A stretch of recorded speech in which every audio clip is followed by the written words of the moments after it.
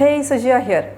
When you are focusing on something that you want to teach your child, or on something that has happened, maybe you've done something or your child has done something, maybe you see it as a mistake in your eyes and you are trying to correct your child, right? Whatever the situation is about, something has happened, there are again two things that are actually happening regarding that situation, at that situation. One is at the physical plane, that is the doing, what the child has done. What did the child do, or what did you do, or what did people do, what happened at that point of time. That is on the physical level, right? And then at the internal level, there is also a feeling that is very much different from the doing, right? Maybe in your eyes, when you are watching the child, maybe your child is doing, is writing, is finishing, is just coming back to you because of the threat, because of the yell, because of the scolding, and you are celebrating, yes, I've achieved it, yes, my child is listening to me, oh my god, now things are falling into place. No, whatever the doing was, be it by you or by your child, was just one part of the game, a very negligible part of the game. What the feeling was inside the child plays a major role in his long term, in his upcoming days, in his future life, right? The feeling that is there inside the child in the process of learning to write A to Z, or finishing to write A to Z, or finishing his homework, or just listening to you to come to the dining table for meal time, or listening to you to come back from park, right? The doing that the child has done doesn't actually matter to the child whether the child has listened to you or not. The feeling that was present within the child, that is what is laying the foundation for the child even in his adult life, right? So when you are yelling, when you are scolding, when you are threatening, when you are comparing, when you are complaining, yes, your child is zoned in at that corner of the room.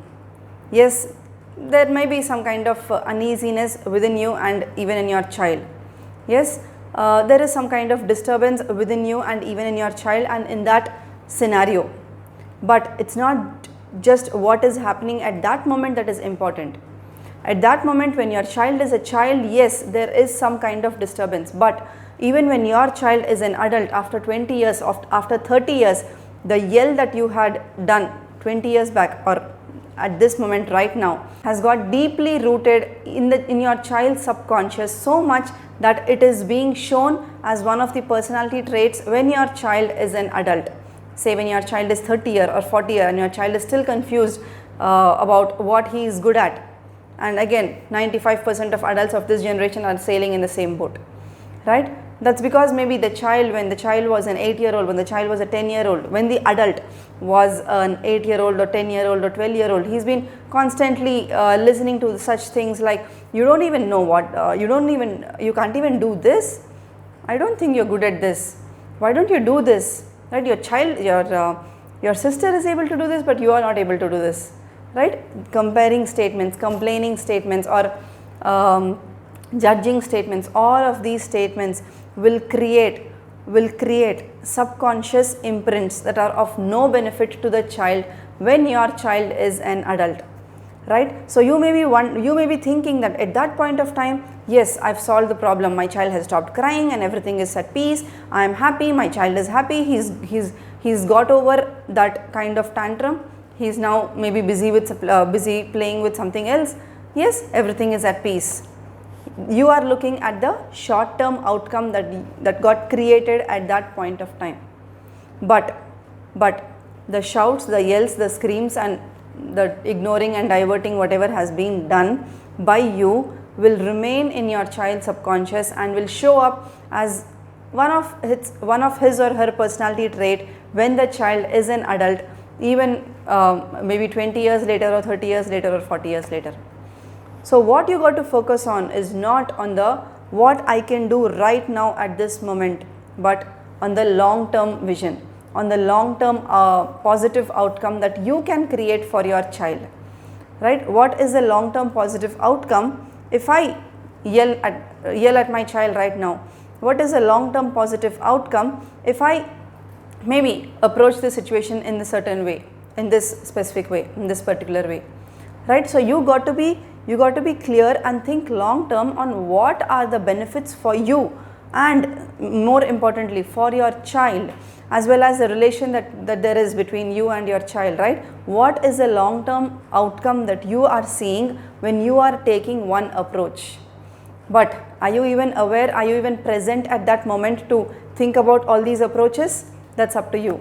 You got to be a mindful parent, and only then you can actually control your mind here and choose the approach that you believe will create a positive outcome. If you do not control your mind, your mind will control you, and that is a monkey mind. When the monkey mind is controlling you, the monkey mind will push you to yell at the child, will push you to scold the child, will push you to blame the child, will push you to point at the child. But you intentionally do not want to do that. You do not want to do that intentionally. If you intentionally wanted to do it, maybe wanted to give out a negative reaction towards your child, you wouldn't have felt unhappy about your reaction. So usually what happens is this: something happens, you react in a certain way, and after that you tend to feel bad about it. Oh, I didn't want to react that way. I'm so sorry. I think I should not have yelled so much at my child. Approaching it, maybe even speaking about it a little differently would have helped. But I just yelled. I didn't want to do it, right? So when you have done something and you're not happy doing that,